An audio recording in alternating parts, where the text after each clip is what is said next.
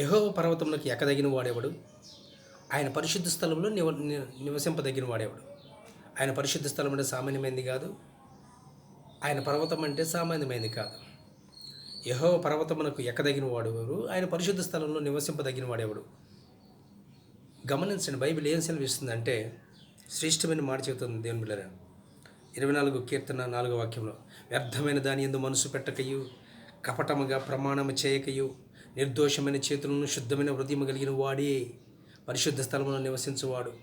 యెహోవా పర్వతమునకి ఎక్కదగినవాడు. అంతే కూడా కాదు, వాడు యెహోవా వలన ఆశీర్వాదం పొందినవాడు, తన రక్షణ దేవుని వలన నీతిమత్వం నొందినవాడు, దేవుని సన్నిధిని వెతుకువారు అట్టివారే. కాబట్టి ఇలాంటి వారు యెహోవా పరిశుద్ధ స్థలంలో నివసింపదగిన వారు, యెహోవా పర్వతమునకి ఎక్కదగినవాడు.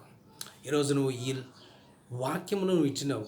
యెహోవా పర్వతమునకి ఎక్కదగాలని, ఆయన పరిశుద్ధ స్థలంలో నివసించాలంటే శుద్ధమైన చేతులు, పరిశుద్ధమైన హృదయము, నిర్దోషమైన చేతులు, యథార్థమైన మనస్సు, దేవుని యందు నిత్యమైన నిలకడగలిగిన జీవితాలతో ఉంటే దేవుడు ఆశీర్వదిస్తాడు. అప్పుడు మన పరలోక రాజ్యంలో ఉండగలుగుతాం. ఆమేన్.